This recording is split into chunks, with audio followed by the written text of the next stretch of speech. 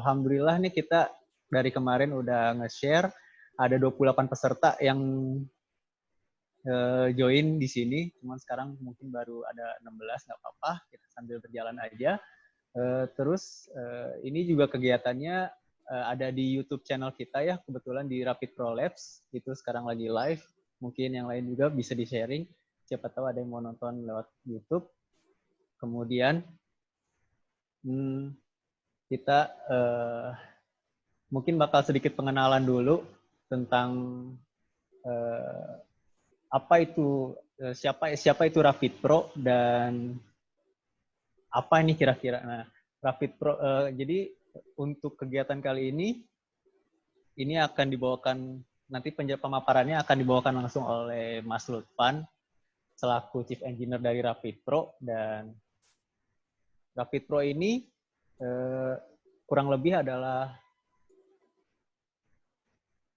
apa namanya 3D workshop yang kiranya bisa membantu menyelesaikan masalah-masalah terkait dengan 3D modeling, 3D prototyping, kemudian parametric, engineering, analisis 3D, dan lain-lain.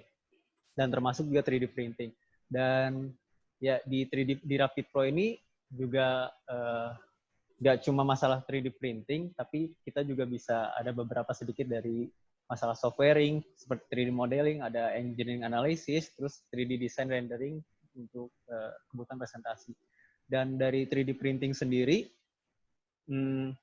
yang paling kita sering lihat mungkin di umum ada mesin FDM 3D printer, itu adalah mesin 3D print yang paling kita sering lihat. Kemudian juga ada kayak CNC router, itu juga masih termasuk sama. Kemudian ada manufacture based machine seperti injection molding dan lain-lain.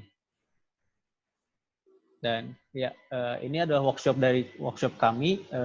Kita lokasinya ada di Bandung, di Jalan Agronomi daerah Tubagus Ismail. Kemudian dari Rapid Pro sendiri, ini ada beberapa klien yang sudah pernah bekerja sama dengan Rapid Pro terkait dengan 3D modeling dan 3D prototyping. Kemudian untuk selanjutnya, mungkin bisa masuk langsung ke materi sharing. Dari section pertama bisa langsung dibawakan oleh Mas Lutfan. Jadi Mas Lutfan sendiri ini adalah ya sudah cukup lama ya bermain di 3D bidang 3D printing dan 3D manufacturing ini. Sudah dari tahun 2014. Jadi sudah cukup lama, sudah 5 tahun. Jadi mungkin bisa dimulai Mas Lutfan. Oke, ya, terima kasih Bapak Gali. Sekarang kita akan coba ngebahas apa sih yang membuat 3D printer ini tuh menjadi barang yang sebenarnya sewajarnya tuh harus dimiliki oleh semua orang. Dari dia sebenarnya adalah dia barang yang tidak mahal, terus juga dia adalah barang-barang yang sebenarnya gampang banget dipakainya gitu. Kita akan coba belajar sharing sedikit lah mengenai ini. Jadi pertama kita akan coba bahas tentang mengenai bagaimana sih kita membuat sesuatu gitu, produk, bagaimana kita memanufakturkan sesuatu. Pertama ada subtraktif. Nah, di sini contohnya subtraktif adalah memahat. Itu bentuk yang paling dasar dari subtraktif. Kalau misalnya kita bicara hal-hal yang lain itu seperti misalnya yang modern adalah bubut, lalu ada milling. Nah, lalu selanjutnya kita punya forming. Forming itu yang ini bentuk paling basic adalah dari kita membuat poteri misalnya. Lalu casting. Nah, ini yang suka makan kue cubit. Sebenarnya pembentukan casting itu yang penting kita membuat produknya sedemikian rupa sehingga membentuk dari cetakannya gitu. Jadi dari bentuknya liquid ataupun dari bentuknya solid, kadang-kadang kita misalnya bentuknya lebih ke arah dua itu ya, antara solid dan liquid ya. Jadi itu casting, yang penting dia ada cetakan dan dia masuk ke cetakan. Lalu yang terakhir adalah aditif. Nah, di sini aditif itu sangat menarik karena sampai belakangan ini, recently, kalau kita di luar membicarakan tentang 3D print, satu-satunya produk yang bisa dibuat dengan aditif adalah produk-produk bangunan yang besar gitu. Seperti dinding-dinding ini kan kita oleh para tukang bangunan itu kan dibangun ya, bata-batanya dimasukin semen. Nah itu si tukang bangunan ini adalah memproses aditif di mana tidak adanya sesuatu lalu ditambahkan sesuatu sehingga menjadi produk. Dalam hal ini adalah rumah gitu. Lalu kita lanjut ke, nah ini jadi semua proses manufacturing yang based on dari proses pembuatan sebuah produk tadi. Di mana kita di sini kita punya bubut, di sini kita punya bending untuk forming, misalnya ada yang suka mainan motor, bikin knalpot, bengkok-bengkoknya knalpot itu kan pakai forming. Lalu casting biasa untuk kita produksi part-part dari casting, aluminium, logam. Dan terakhir adalah aditif yang lebih dikenal dengan 3D printing. Nah, sebenarnya apa sih additive manufacturing itu? Kalau misalnya kita lihat dari segi teknologi, additive manufacturing itu adalah sebuah teknologi yang sangat lama. Saya bisa bilang sangat udah tua lah gitu. Kita umurnya di sini mungkin beberapa dari kita umurnya ada yang masih sekitar 20-an, 30-an, tapi additive manufacturing ini sendiri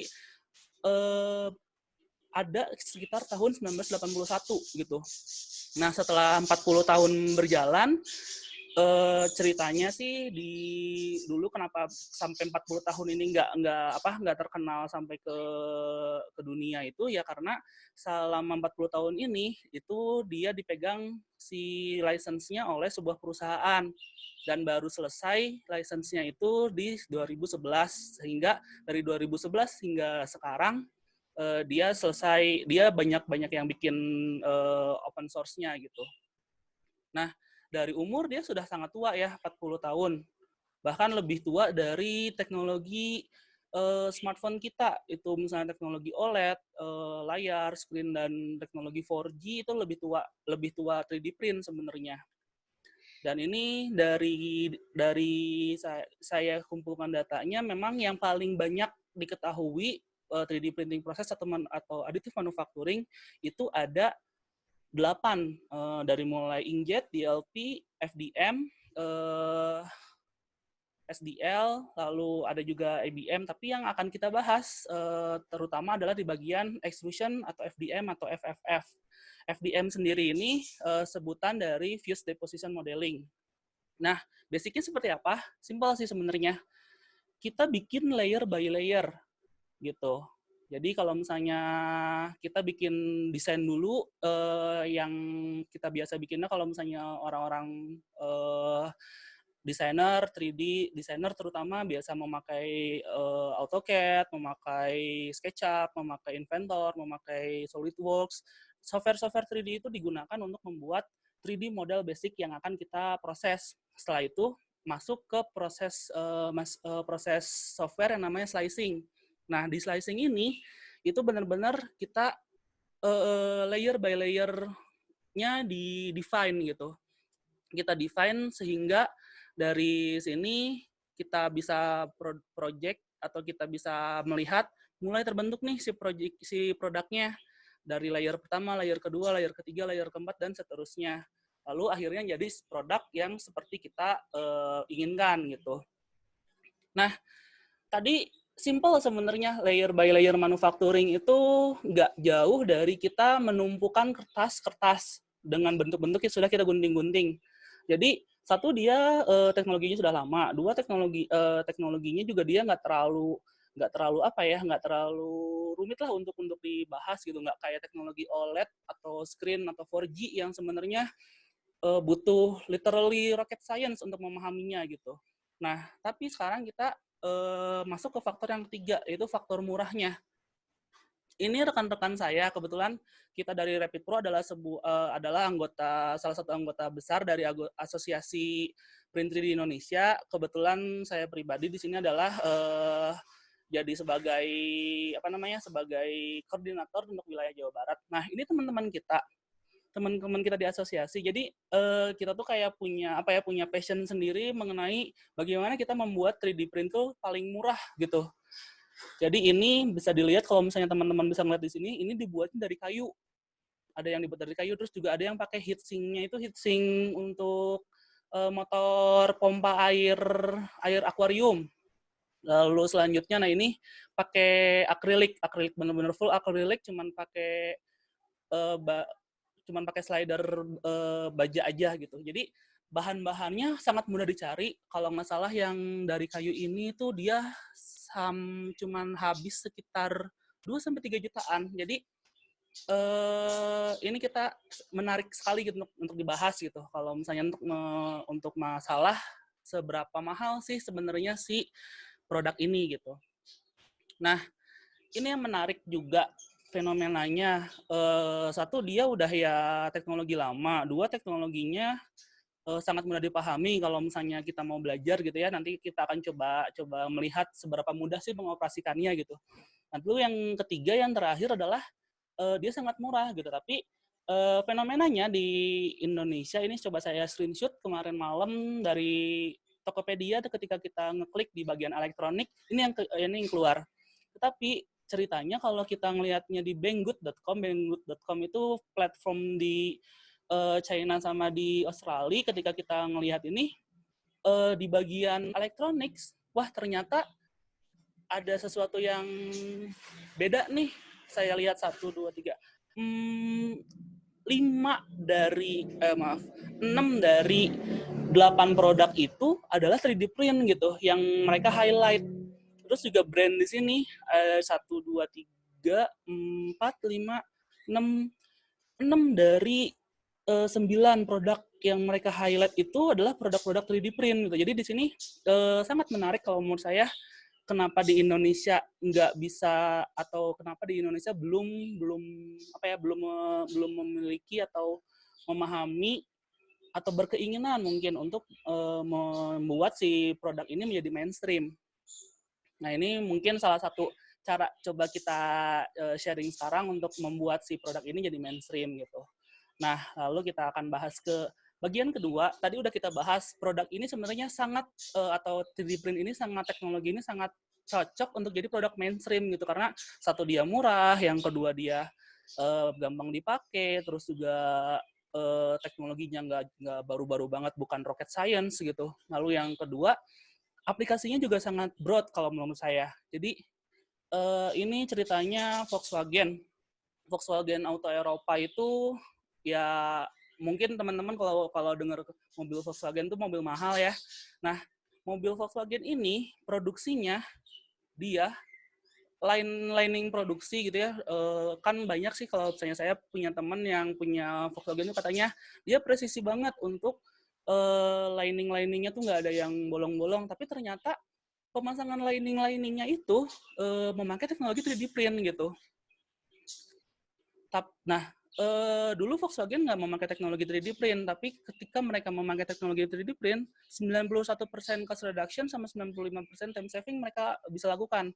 Yang terjadi apa? Yang terjadi adalah mereka membuat atau mereka membeli 7 mesin. Ini mesin Ultimaker ini kalau saya bisa bilang adalah flagship-nya dari 3D print yang kebanyakan ada di pasaran, bisa dibilang gitu. Jadi kalau misalnya kita punya dana berlebih yang mau di alokasikan untuk mesin, bisa beli Ultimaker karena dia supportnya sangat bagus, belinya atau hasilnya juga bagus gitu. Tapi harganya sekitar satu piece-nya itu sekitar 70 juta rupiah. Nah, mereka beli 7 mesinnya, lalu return of investment-nya dihasilkan dalam waktu hanya 2 bulan gitu. Nah, yang terjadi adalah mereka ketika dulu sebelum punya mesin 3D print, part ini itu diproduksinya dengan saya bisa bilang diproduksinya dengan CNC. Itu dikirim filenya ke Singapura, di Singapura dicoba dianalisa, diproduksi. Costingnya satu piece ini adalah $1.000. Lalu indennya untuk diproduksi adalah 2 minggu. Sementara ketika kita mengaplikasikan pakai 3D print, si produk ini itu hanya berharga sekitar $1 gitu untuk material yang terpakainya. Dan kita bisa bikin produk ini selesai itu dalam waktu hanya 1 sampai 2 hari. Jadi tidak berlebihan jika kita bilang kalau misalnya 3D print itu cost reduction sama time saving-nya sangat besar, bahkan bisa sampai lebih dari 190% gitu. Nah, contoh-contoh lainnya kita lihat dari robotics, ini bikin arm tangan, bionic arm, lalu ABB itu perusahaan robotik arm terbesar di dunia. Nah, ini kita coba lihat gitu ininya. Nah, sebesar ABB aja yang biasa digunakan untuk welding atau ngelas part-part presisi dari otomotif itu biasanya pakai 3D print gitu. Nah, ini energi juga Shell Eco Marathon, salah satunya adalah dari Politeknik di Singapura yang menang itu karena dia seluruh komponennya di 3D print. Gitu bisa dilihat mungkin kalau di sini tuh ada bagian-bagian yang kayak kopong-kopong gitu. Nah, keuntungannya dari 3D print adalah dia bisa membuat produk tuh kopong gitu. Jadi masaknya sebesar ini, semasif ini, tapi dia dalamnya bisa kita buat kopong. Itu salah satu keuntungan dari 3D print yang akan kita bahas nanti coba di hands-on-nya. Wildlife, misalnya dengan mudah gitu kita bisa membuat mereplikasi part-part dari binatang-binatang. Lalu medical juga sudah mulai ke arah sini, di mana dari jaringan-jaringan itu ditumbuhkan lalu dibentuknya kan. Kalau misalnya jaringan itu kalau misalnya tumbuh kan misalnya dia di lab tidak berbentuk ya, tapi kalau misalnya ini ketika kita pengen mengaplikasikan sistem kosmetik dalam jaringannya, kita tinggal proses dari jaringan itu stem cell, misalnya stem cell itu menjadi part telinga dalam hal ini gitu. Dan juga banyak yang membuat misalnya dari part hidung, dari rekonstruksi wajah gitu, itu pakai 3D print semua. Robotik, musik, arsitektur. Nah, ini merupakan rumah pertama di dunia yang diproduksi dengan 3D print.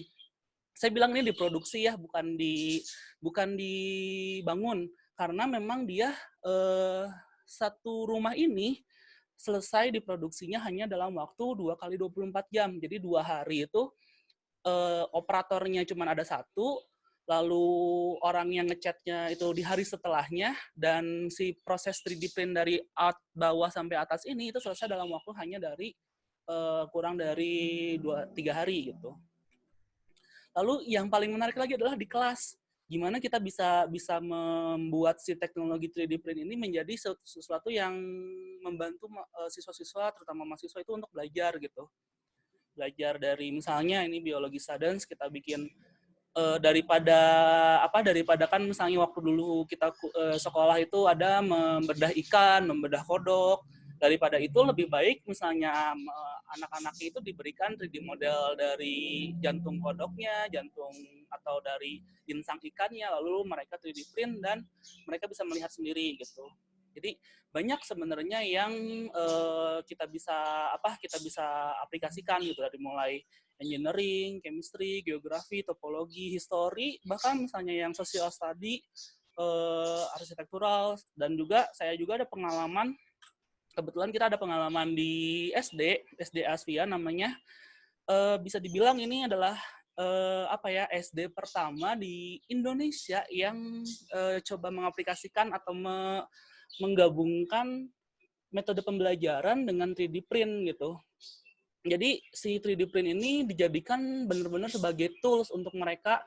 Ini sebagai contohnya kita bikin cetakan kue gitu. Kita bikin cetakan kue. Juga pernah misalnya itu sampai guru bahasa Arab itu request ke saya untuk membuatkan kayak sejenis puzzle tapi dia huruf hijaiyah gitu. Jadi bukan hanya science study aja, tapi social study pun kita bisa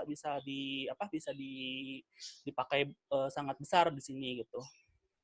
Jadi saya lihat juga 3D print di sekolah dasar banyak yang masih atau hampir semua saya lihat hanya berupa jurnal. Tapi mungkin kita di sini yang yang pertama lah gitu yang mengkolaborasikan 3D print dengan pembelajaran sehari-hari dari anak sekolah SD gitu. Nah, itu jadi bayangkan ketika kita punya mesin, ketika kita punya Indonesia punya punya awareness terhadap ini gitu, terhadap teknologi ini yang di luar sana sudah menjadi teknologi common yang benar-benar biasa aja, tapi di sini ternyata masih banyak yang menganggap itu sebagai teknologi yang luar biasa gitu.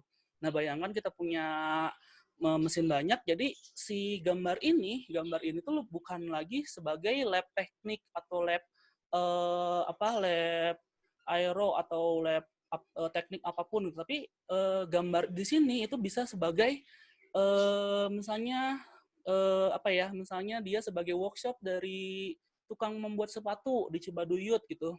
Daripada misalnya mereka bikin polanya satu-satu, ya lebih baik dari mesin ini, misalnya mesinnya ada berapa, ada 100, sehari mereka bisa bikin 100 pola sepatu gitu.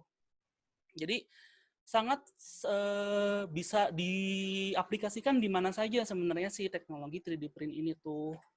Nah, lalu selanjutnya kita akan coba ngelihat di manufacturing application-nya tuh apa gitu yang bisa kita pelajari gitu dari awal sampai akhir. Kalau misalnya kita belajar produksi, itu kita punya pre-production namanya konsep dan desain.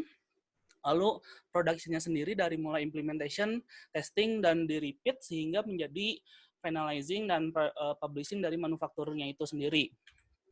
Nah, sekarang misalnya kita punya desain nih, kita sculpting, lalu kita masukin ke komputer. Itu cara pertama. Misalnya itu masih cara desainer Eropa, misalnya untuk membuat mobil-mobil atau membuat desain produk yang ekstrim, yang eksotis gitu. Ini biasanya dia mendigitalisasi desainnya dari sculpting. Tapi yang paling banyak dipakai di manufaktur, terutama di Indonesia, adalah from software.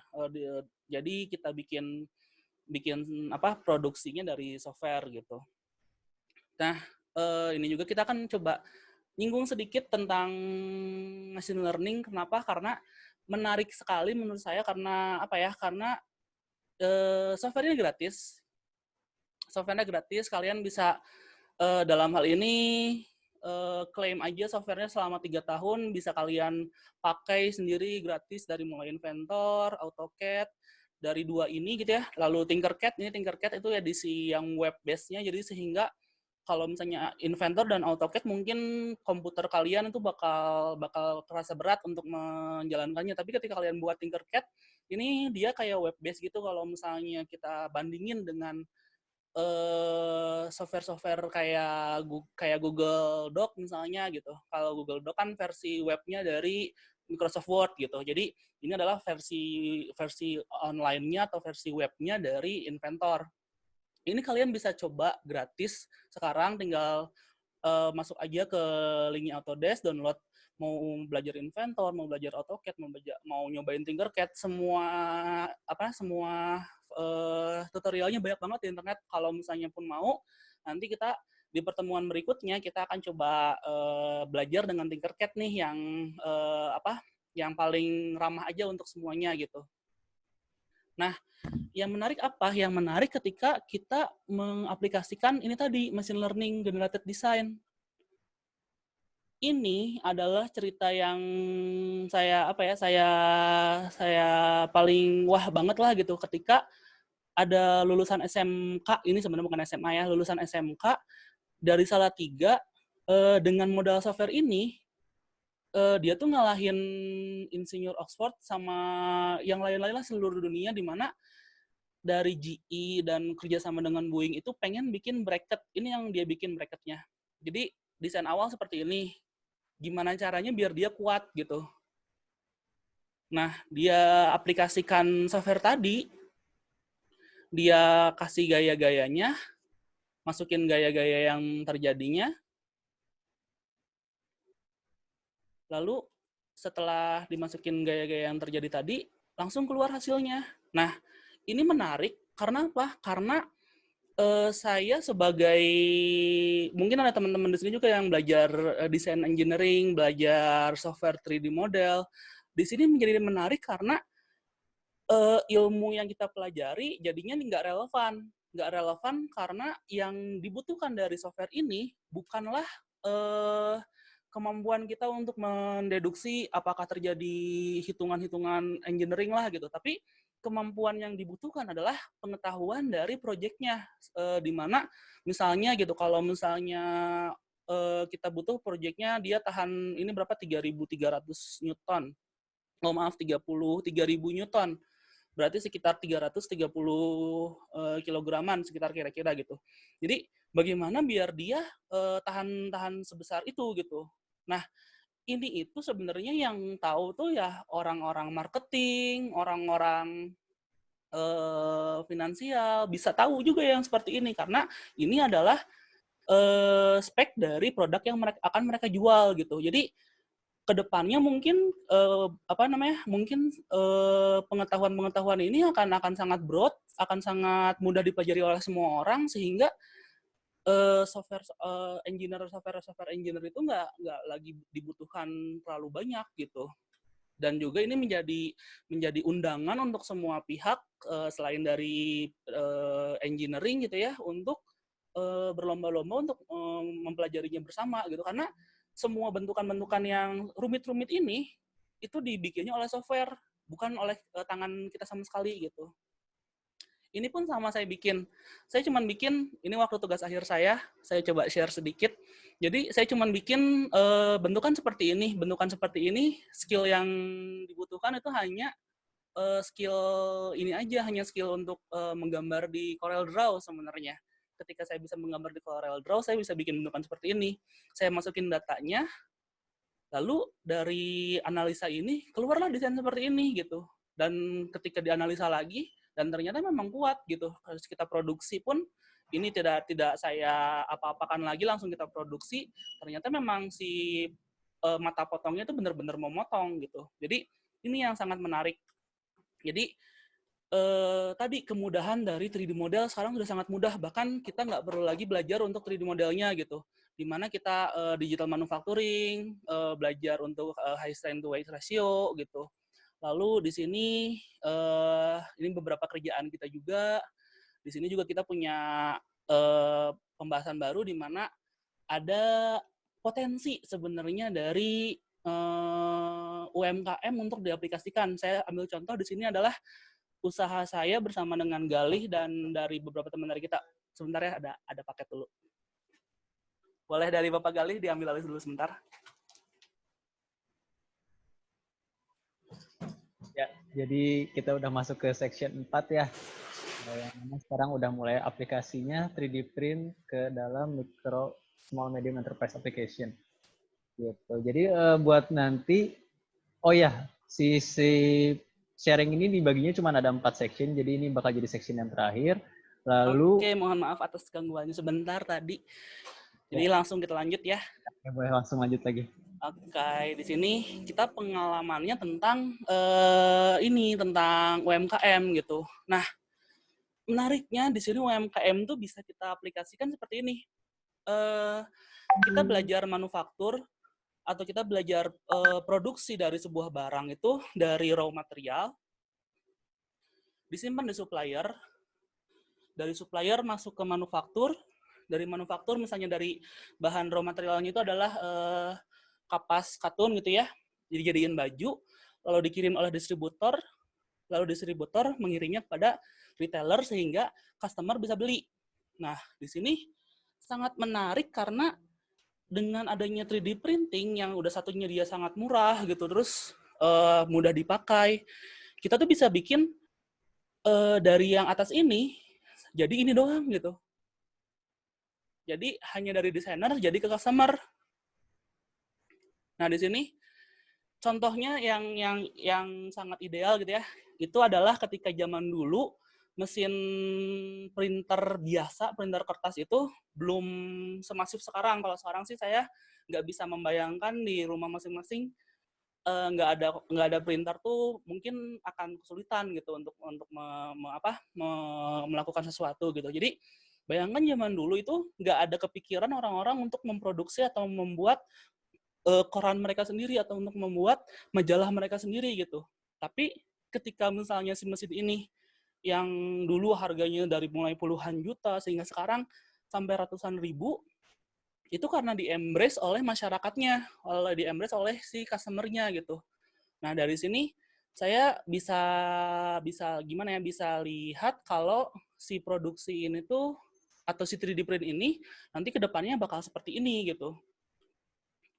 Dan yang paling contoh yang paling menariknya lagi ya kalau kita terisolasi, ini NASA dia ada astronot yang lagi ada eksplorasi, dia ketika dibayangkan ketika di luar angkasa kelupaan bawa kunci Inggris, kan kita nggak mungkin si NASA itu membangun satu roket lagi, dibangun build up harganya ratusan juta dolar untuk dia untuk dia kirimkan hanya sebuah kunci L gitu.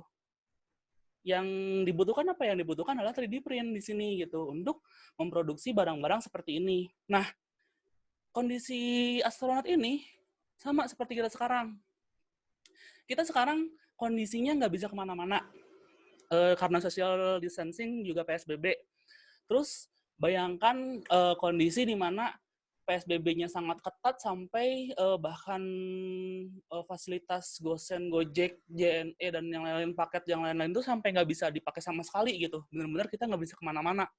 Lalu kita punya barang itu rusak dan kita harus memperbaikinya. Nah, apa yang kita bisa lakukan gitu?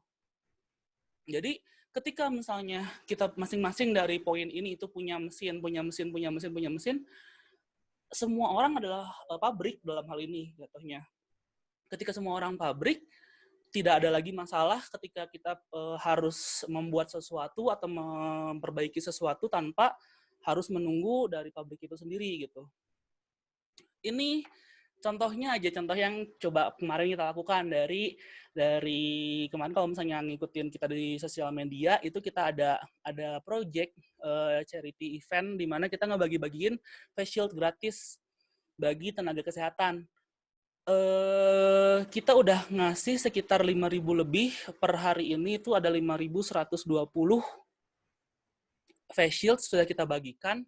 Nah, yang menarik adalah tim kita kan hanya berempat.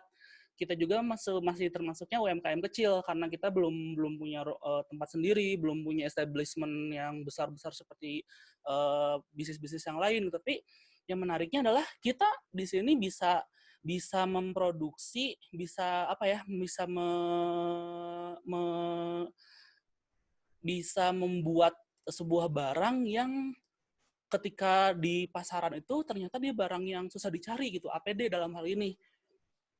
Ini kita lakukan charity dan kita juga ada potensial income-nya sebenarnya yang ingin saya share, yaitu ketika kita menjual face shield ini untuk project-project CSR, commercial selling, commission production. Jadi selain charity ini pun kita juga bisa mendapatkan profit yang lumayan gitu, nggak apa ya, nggak kecil-kecil banget gitu dari sini tuh. Nah, dan juga kita punya future business deal, bahkan ada yang mau bilang franchise dan sebagainya gitu. Ini menarik karena semua orang bisa melakukannya sebenarnya, bukan hanya saya aja. Kenapa semua orang bisa melakukannya? Ini data yang saya dapat di Bandung sendiri itu ada 80 orang yang mempunyai mesin. 80 orang yang mempunyai mesin, di mana ketika 80 orang mempunyai mesin, masing-masing dari orang itu memproduksi 10 saja per hari. Dalam waktu 10 hari, sebenarnya kebutuhan Kota Bandung itu 8.000 face shield, karena saya dapat data, ada 8.000 tenaga kesehatan yang ada di Kota Bandung. Dan pemerintah sendiri hanya mampu memprovide 1.000, dan ternyata 1.000 ini dialokasikannya untuk se-Jawa Barat, bukan hanya di Kota Bandung gitu. Jadi masalah pemerintah yang sangat sulit untuk memproduksi, atau yang saya tahu sih diimpor ya, hampir semua dari 20 hari pertama dari kasus COVID ini berlangsung, itu 1.000 piece itu diimpor Ya kita bisa bayangkan sendiri, diimpor dari China atau diimpor dari Singapura, sementara mereka sendiri pun perlu. Nah, maka dari itu hasilnya jadinya banyak yang telat masuk gitu. Nah, ketika kita membuat si owner 3D print ini di Kota Bandung aja, yang sejumlahnya kecil, 80 orang, hanya 80 orang. Kita bisa menyelesaikan masalah face shield, bisa menyelesaikan masalah mungkin misalnya kita jika dibantu dengan pengrajin baju, penjahit, kita bisa menyelesaikan masalah APD ini hanya dalam waktu kurang dari 2 minggu gitu sebenarnya. Dan ini yang menarik lagi, data persebaran pemilik kredit di Indonesia di Bandung, di Jawa, di Pulau Jawa itu sangat paling besar, terutama di Jabodetabek. Jawa Barat tidak terlalu banyak, Jawa Tengah, Jawa Timur sebenarnya lebih banyak daripada di tempat lain. Di Medan, di Palembang, lalu di daerah Samarinda, lalu kita juga kenal baik dengan rekan kita di Papua yang punya mesin 3D print. Persebarannya banyak, ada gitu, dan real persebarannya. Lalu ini potensi produksinya, bayangkan pemerintah hanya bisa supply segini, ini se-Indonesia. Ini pemerintah hanya bisa supply sekitar 10.000. Sementara real kebutuhan se-Indonesia adalah 200.000. Ketika kita ketika kita menggalakkan atau ketika kita pemerintah itu atau misalnya kita semua sebagai masyarakat mengembrace lah gitu untuk pemilik mesin 3D print ini untuk masing-masing nggak banyak, hanya memproduksi 10 dari mesin yang ada gitu, 10 piece face shield dari pemakaian mesin yang ada. Yang terjadi adalah mereka bisa memenuhi kebutuhan se-Indonesia dalam waktu 20 hari pertama gitu. Itu sangat menarik kalau menurut saya. Dan ini dari asosiasi kita, di mana kita ada 45 sukarelawan, dan hanya dari 45 sukarelawan saja face shield yang terkirim itu 78.000 gitu per hari ini, dengan permintaan masuknya 310.000. Jadi ini yang sebenarnya yang ingin saya coba pengen ajak sih ke teman-teman, kita coba review dulu ya. Dia sangat bagus, dari mulai murah, lalu selanjutnya dia dia teknologinya nggak baru-baru banget, bukan rocket science. Sekali lagi saya bilang itu sangat gampang. Kalau misalnya mau pun nanti kita bisa coba hands on terhadap pengalaman produksinya. Lalu dia juga user friendly gitu. Jadi sekarang sebenarnya nggak ada alasan untuk kita nggak memulai coba menggalakkan hal ini gitu. Nah ini juga kita juga ngajak teman-teman sekalian nih, jadi rekanan bareng sama kita dalam hal ini adalah ayo kalau misalnya ada yang lagi susah atau lagi mager kerja atau lagi nyari-nyari peluang bisnis ini saya sih bisa memprediksikan mungkin si COVID-19 ini nggak akan Indonesia atau misalnya bisa dibilang kita tuh belum bisa berjalan normal sampai at least tengah tahun ini gitu. Dan itu juga belum tahu kalau misalnya kondisinya seperti sekarang kapan benar-benar selesainya. Nah, ini adalah saya ngambil data dari Dekode, potensial bisnis yang akan kalah, tapi di situ juga dia ngasih tahu potensial bisnis yang akan menang. Dan saya coba menuliskan di sampingnya gitu. Ternyata banyak loh yang bisa kita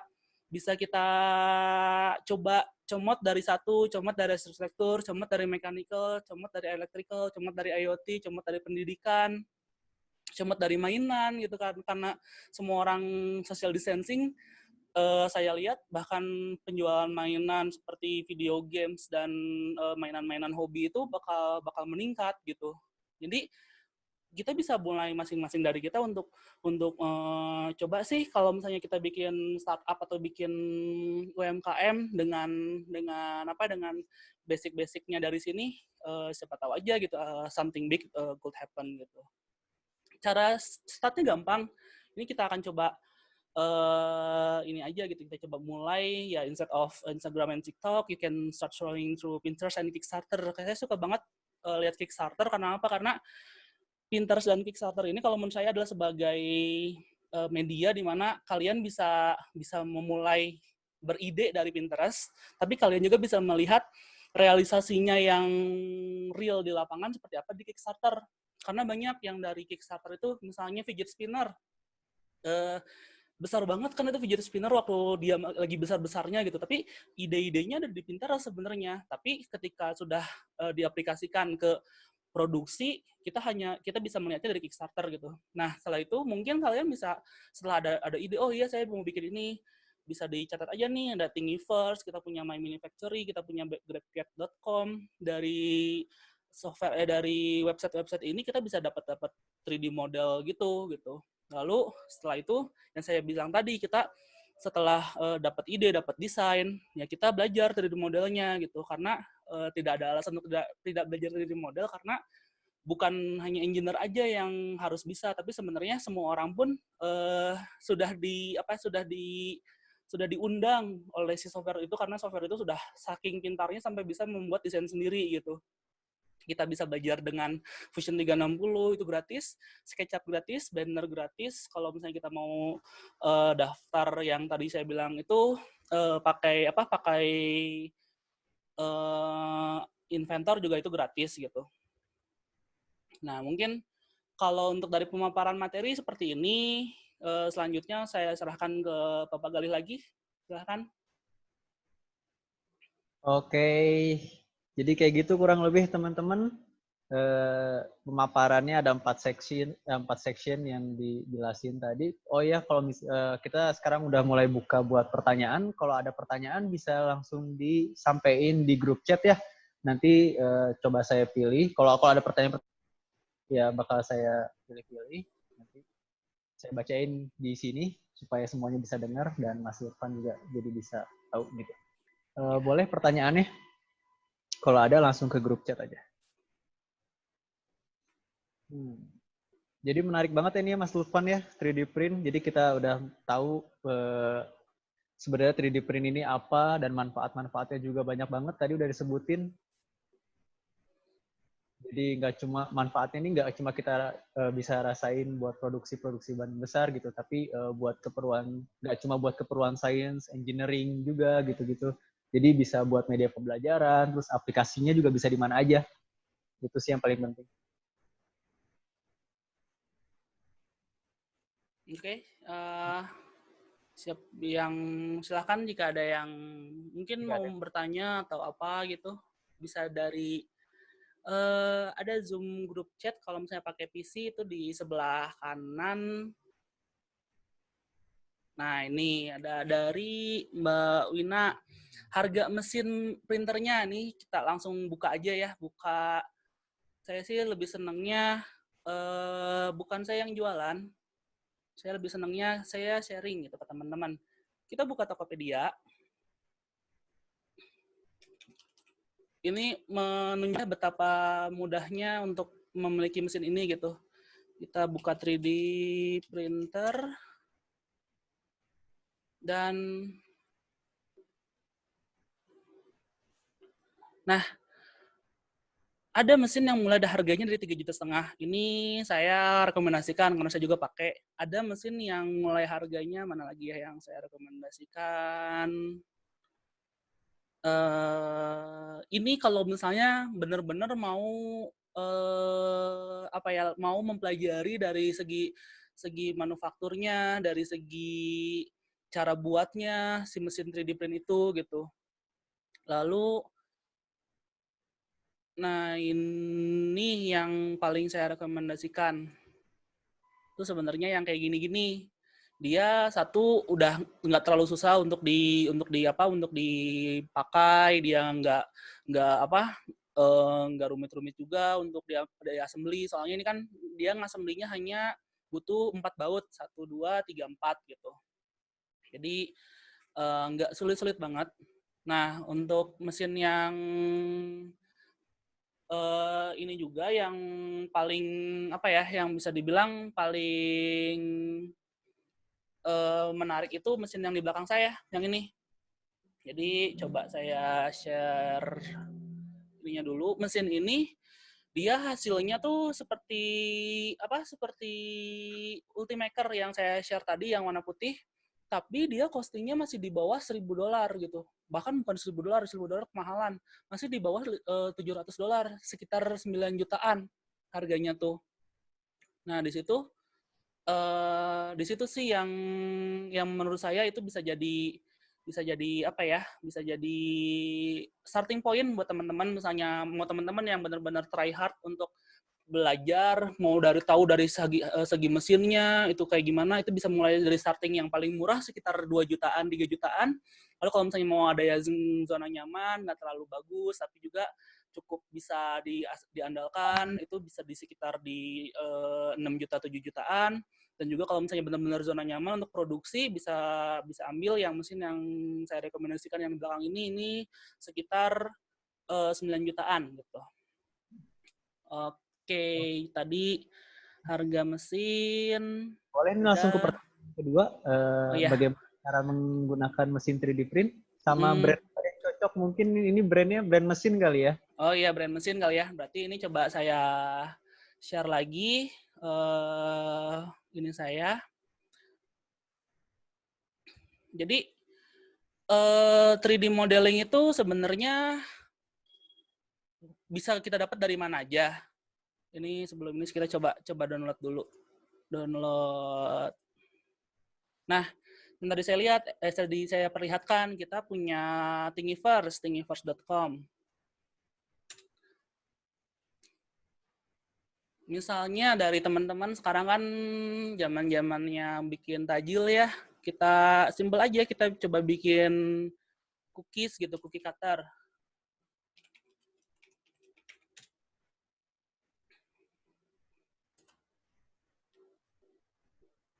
Nah, di sini tuh banyak banget dari cookie cutter ini tuh yang bisa kita download. Misalnya kita download yang lucu-lucu aja, yang ini Manda.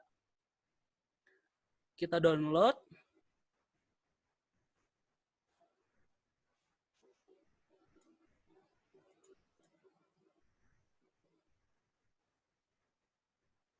Lalu kita buka 3D modelnya tadi. Kita buka 3D modelnya pakai software slicer. Nah, ini 3D model yang kita download. Kita juga bisa belajar untuk membuat 3D modelnya itu sendiri gitu. Ini saya software-nya pakai Simplify 3D, tapi teman-teman juga bisa cari aja software slicer yang lebih nyaman bagi teman-teman sendiri. Nanti mungkin di tahap kita meeting atau kita seminar kedua, kita akan coba cari atau perbandingkanlah mana-mana slicer atau software-software yang bisa kita pakai. Ini yang sekarang saya pakai adalah Simplify 3D. Ini tuh untuk membuat apa ya sebutannya, untuk membuat bahasa komunikasi yang kita perlukan untuk menggerakkan mesin. Jadi ketika kita klik prepare to print, nah ini kita akan bisa lihat si produknya seperti ini gitu. Jadi ini layer pertama yang saya bilang tadi kan, kalau misalnya 3D print itu kan layer by layer manufacturing. Ini layer pertama, layer kedua, layer ketiga, layer keempat, dan seterusnya. Sampai jadi cookie cutter. Lalu di pojok kanan sini juga ada build time, ada material yang kita butuhkan, beratnya material yang kita butuhkan berapa, costingnya berapa gitu. Nah ini setelah itu tinggal kita semudah ambil, kalau yang mesin yang saya pakai kebetulan kita komunikasinya lewat micro SD, jadi kita semudah ambil micro SD dari mesinnya.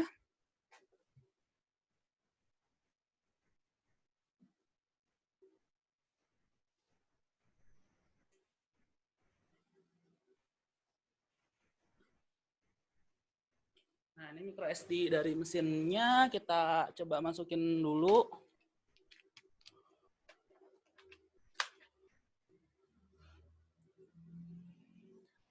Nah, setelah itu ya sesimpel kita save, klik ini, kayak kita nge-save file aja ke si micro SD-nya. Nah, setelah itu kita bisa nih saya coba pindah dulu ke foto.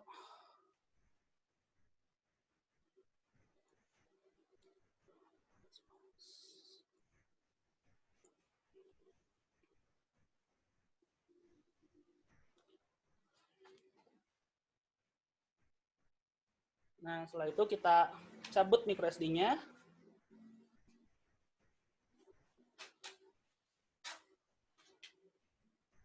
Kita masukkan micro SD-nya ke slot dari mesin. Itu ada di sini. Nah, interface dari mesin itu beda-beda. Kebetulan interface yang kita punya ini dia touchscreen gitu. Jadi semudah kita klik print. Tadi kan ada namanya Teddy Protonic ya. Kita klik dan itu gitu. Hanya seperti itu aja sebenarnya.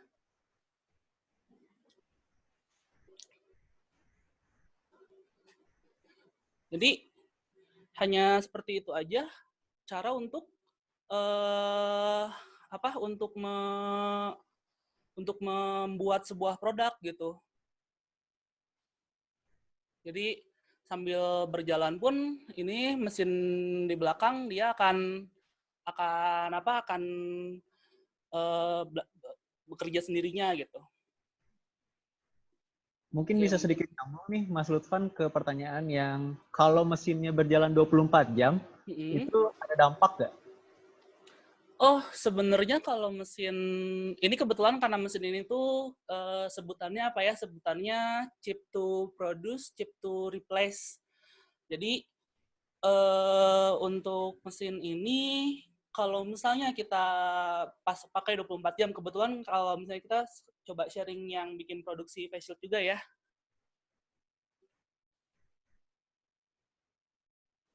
Nah, ini face shield yang kita produksi. 5.000 piece itu kita benar-benar selama 2 kali 10 hari, yaitu at least 1 bulan lah, sekitar 1 bulan itu kita menyalakan mesin full 24 kali 7. Jadi selama seminggu si mesin benar-benar tidak ada waktu untuk istirahat. Jadi aman, nggak ada kerusakan, nggak ada apa, cuman mungkin maintenance yang harus diganti, misalnya kayak nozzle itu barang habis pakai, kita harus ganti. Tapi nozzle itu sendiri bukan menjadi hal yang harus kita pertimbangkan karena harga nozzle-nya itu murah sekali, sekitar 10 ribuan per satu piece-nya gitu. Nah, ngomong-ngomong masalah nozzle, ini ada yang nanya juga masalah aksesoris. Nah, kalau aksesorisnya, kalau ini bagaimana nih aksesoris dari mesin? Aksesoris ya, kalau aksesoris sih sebenarnya ya standar-standar yang dibutuhkan tuh ya paling kita butuhnya pemotong aja, terus juga kita butuh beberapa kebanyakan mesin sebenarnya udah memberi aksesoris itu sendiri. Misalnya kayak yang di belakang kita ini mereknya Anikubik, harganya sekitar 9 jutaan. Di dalamnya itu udah ada material 0,5 kilogram yang bisa kita pakai, bisa kita coba. Lalu sudah ada nipper, sudah ada pemotong pemotong plastik. Lalu juga sudah ada nozzle yang itu kita harus ganti setiap berapa kali pakai, dan itu semua mungkin worth less than 100-200 ribu rupiah gitu untuk memproduksinya, untuk tiap kali kita produksi dan kita harus ganti gitu. Artinya jika terjadi kerusakan atau ya terkait dengan part-part yang ada di mesin, itu bisa di-replace langsung ya, dari penggantinya juga sudah ada di langsung paket. ya. Dan saya bisa bilang sekarang karena marketplace-nya sudah karena tadi saya coba share kan, kita di sini ada asosiasinya sendiri gitu. Kalau misalnya asosiasi kita ada dari supplier, ada dari user, ada dari bisnis seperti saya gitu. Nah, di sini tuh kita udah saling berkolaborasi sehingga apa yang dibutuhkan tuh biasanya selalu ada di Tokopedia atau di Shopee atau di tempat yang lain gitu. Dan part-partnya rata-rata kompatibel untuk berbagai mesin ya? Ya, kebanyakan part misalnya nozzle itu satu ukuran. Misalnya kita mau pakai nozzle di mesin A, kita pakai nozzle yang sama di mesin B itu no problem. Gitu. Kemudian masih ngomongin mesin, kalau untuk mesin FDM ini dia materialnya bisa apa aja ya? Nah, kalau untuk material itu banyak. Jadi dari pokoknya satu jenis material itu seperti ini. Satu roll filament namanya. Nah, satu roll filament ini yang saya pegang adalah yang fleksibel. Jadi dia lebih ke materialnya sangat fleksibel, jadi bisa dipakai untuk rubber, untuk casing HP gitu. Lalu ada juga yang stiff, yang keras, itu biasanya namanya PLA atau ABS. Jadi PLA atau ABS ini biasa dipakai untuk misalnya kita mau bikin prototype hands-on atau fitting purpose, misalnya untuk part-part yang kita bikin. Misalnya ini saya seperti ini saya bikin kita bikin pot yang bisa digantung di dinding. Jadi ada hubnya, lalu di sini ada potnya, kita bisa gantung ini di dinding gitu. Jadi untuk barang-barang seperti itu. Terus misalnya barang-barang yang lain ya seperti face shield ini kita pakainya PLA karena PLA dia lebih ramah lingkungan gitu.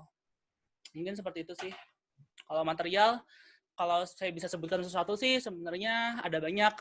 Ada juga material yang dimasukkan ke dalam material. Misalnya kayu, itu kita bisa dapatkan tekstur kayu dari material PLA. Jadi ada serpihan kayu yang dimasukkan. Lalu selanjutnya ada aluminium, ada juga copper dan brass, juga ada stainless steel juga. Jadi si finishnya itu sama-sama seperti stainless steel, tapi dia based on-nya plastik gitu. Lalu selanjutnya ada juga yang carbon fiber. Yang carbon fiber itu si carbon fibernya sudah dimasukkan ke dalam setiap roll filamennya. Jadi sehingga ketika dia membuat produk seperti ini gitu ya, seperti ini, dia akan membentuk jaringan carbon fiber sehingga ini dia akan kuat sekali gitu. Seperti itu mungkin kalau untuk material. Kayak gitu. Udah jelas. Kita mau masuk ke softwaring mungkin Mas Lutfan. Jadi boleh ya. Mungkin tadi masih ada yang belum ngeh ya, kalau kita ada sebutan slicer, ada 3D modeling. Nah, mungkin ini bisa dijelasin dulu apa itu slicer, apa itu software 3D. Oke, jadi software 3D ini saya coba buka software 3D yang paling basic. Ada di masing-masing Windows 10 kalian pasti punya. Kalau misalnya ada yang bukanya pakai PC,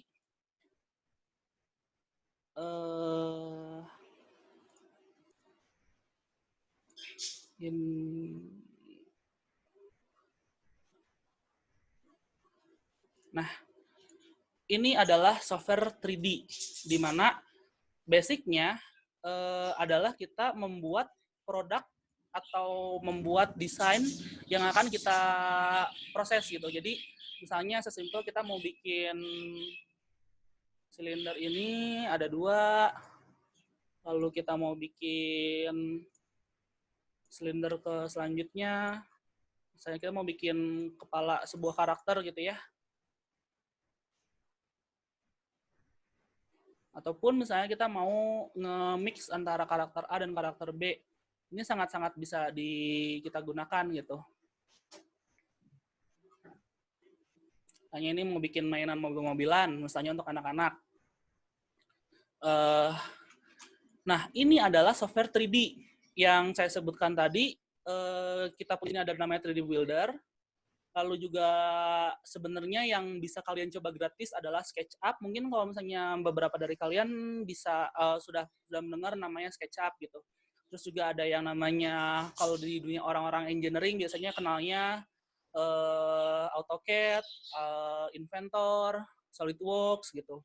Nah, bedanya dengan Slicer, jadi file yang kita bikin, kita membuat file ya, membuat 3D model di software 3D model ini, lalu kita save.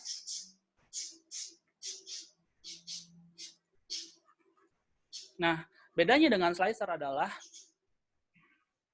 Slicer itu kita membuat program agar si model kita tadi bisa diproses oleh mesin gitu. Jadi slicer kita punya banyak pilihan. Yang pertama Simplify 3D. Simplify 3D ini berbayar. Kalau misalnya mau yang gratis, kita punya juga ada namanya Cura. Ini coba saya share juga. Kita punya Cura, ini gratis. Misalnya kalau kita kan beli Simplify 3D ini untuk kebutuhan produksi ya. Jadi memang dia banyak fitur-fitur yang bisa kita manfaatkan untuk kestabilan produksi gitu. Tapi kalau misalnya Cura ini dia gratis, tapi termasuk masih produk yang bagus gitu, software yang bagus untuk membuat bahasa pemrograman dari 3D print itu sendiri.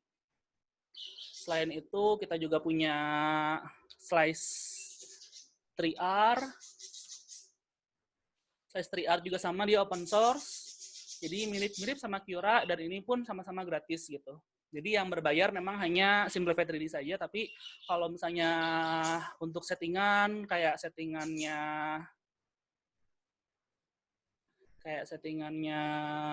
Simplify 3D, coba saya buka lagi ya.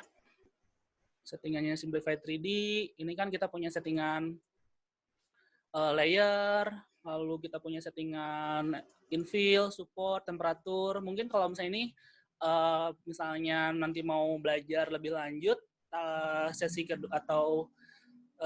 kedua gitu, mungkin nanti entah seminggu lagi atau 2 minggu lagi, kita bisa coba belajar dari ininya gitu, dari si softwarenya gitu. Mungkin begitu Bapak Galih ya. Kalau buat softwaring, desain, dan ketebalan kayak gitu-gitu, mungkin kalau ada pertanyaan, mungkin minggu depan kita bisa bikin lagi acaranya, Mas Lutfan. Ya, kalau misalnya antusiasmenya sebanyak ini sih, saya sepakat sih kita bikin lagi. BTW ini kita udah jam 5. Acara apa kita tutup dulu? Ya, jadi sesuai yang tadi saya sampaikan di awal, kan karena timeline-nya untuk kita sekarang selesainya sampai jam 5.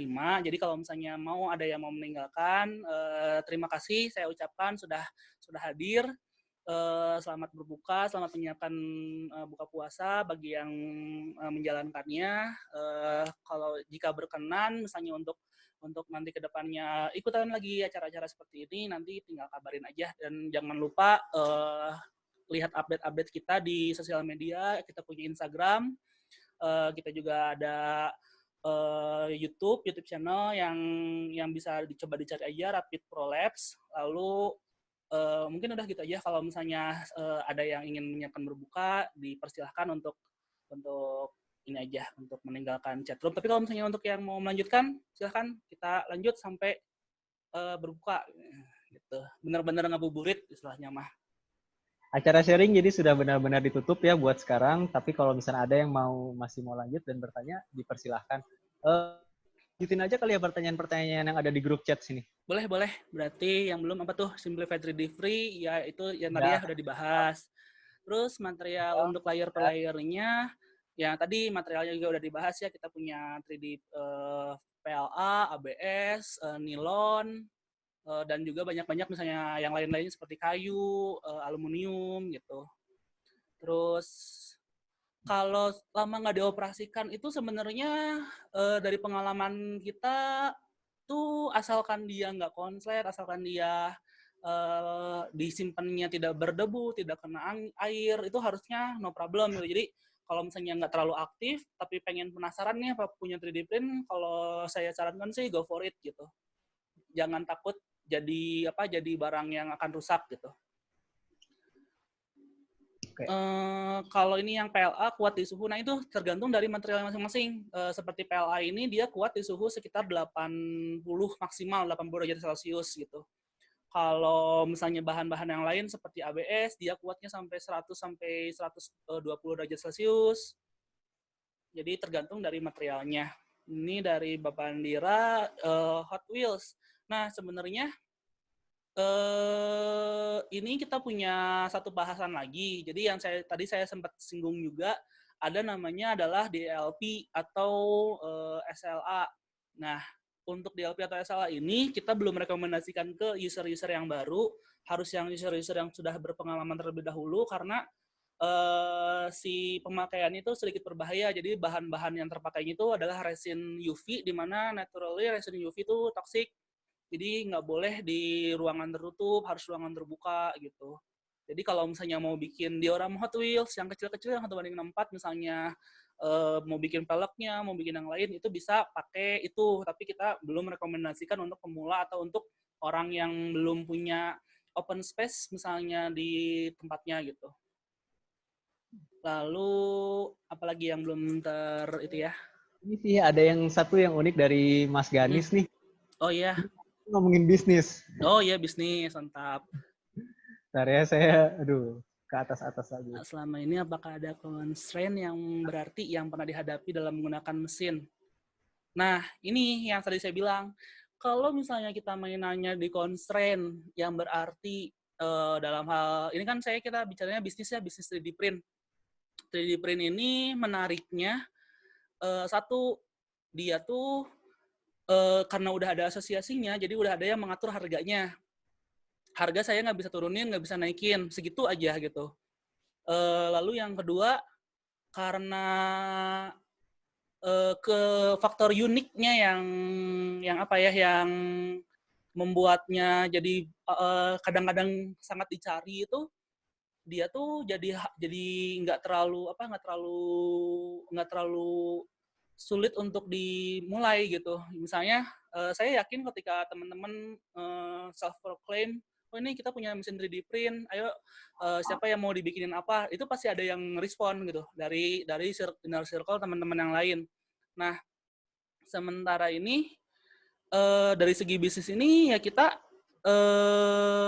merasa ketika kita udah terjun di dalamnya, kita sudah tahu mesinnya seperti apa, kita sudah tahu cara produksinya seperti apa, asalkan kita tekun gitu ya, menekuni tentang pemesinannya, tentang bagaimana caranya kita memproduksi produknya, orientasi produknya, ataupun maintenance terutama dari mesin-mesinnya, konsen-konsen ini akan menjadi everyday life. Kayak untuk pertama kalinya kalau pertama kali banget kita ganti nozzle itu, saya yakini sih pasti merasa susah banget. Tapi kalau misalnya udah ganti nozzle kedua, ketiga, keempat, kelima, ke-10, dan ke-20 ke sana, sebenarnya udah menjadi hal yang biasa aja gitu. Bahkan rada gatel juga kalau misalnya kita nggak ganti nozzle karena hasilnya bakal kurang bagus gitu. Jadi sebenarnya constraint yang berarti atau masalah-masalahnya minor-minor. Jadi nggak sebesar wah ini mesin langsung meledak tiba-tiba gitu atau apa, itu nggak akan terjadi sih kalau saya lihat gitu. Begitu. Lalu untuk pertanyaan selanjutnya, ini ada yang bagus nih kayaknya. Apa tuh? Oh, yang inventor gitu ya.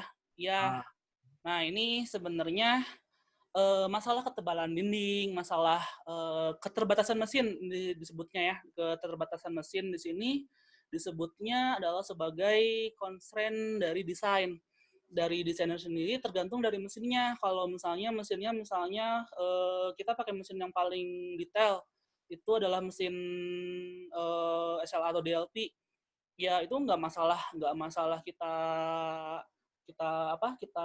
produksi setipis mungkin, misalnya sampai dia maksimal 0,5 mili ukuran tebal dindingnya, gitu nggak masalah. Tapi ketika kita berpaling atau melihatnya dari segi untuk FDM ini, ada beberapa constraint yang harus kita perhatikan sebenarnya. Jadi kalau dilihat sih sebenarnya nggak akan cukup dibahas hari ini. Kalau misalnya mau, itu kan udah mulai ke masalah teknik ya.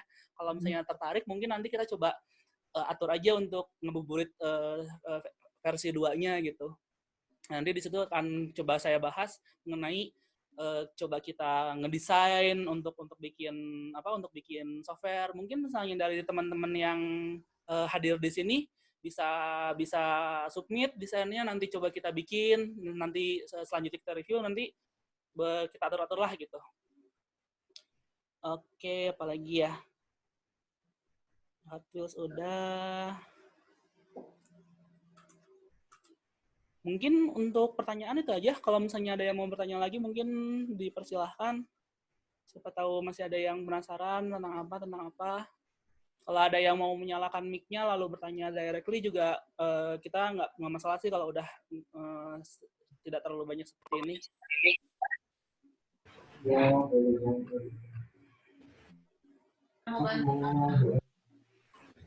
Berarti ya kalau misalnya udah ada yang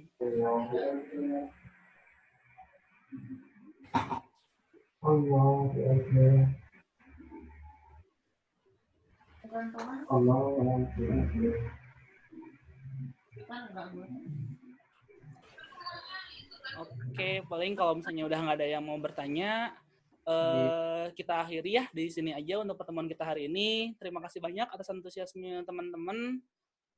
Sudah sangat kita merasa terapresiasi sekali antusiasme teman-teman mau mendengarkan kita beroceh dari tadi jam 4. Sebentar.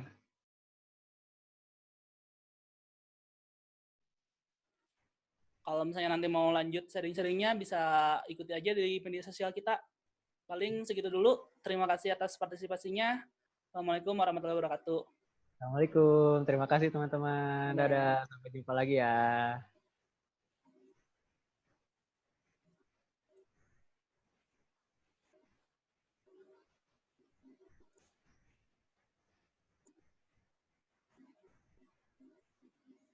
Taruh telur itu nama tahu bisa cek kembali ya di rumah kalau yang ditunggu balik itu beres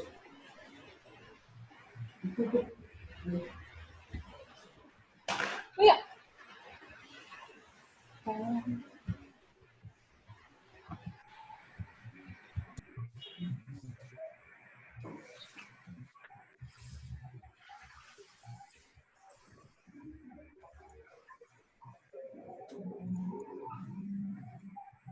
Halo Bapak Bia.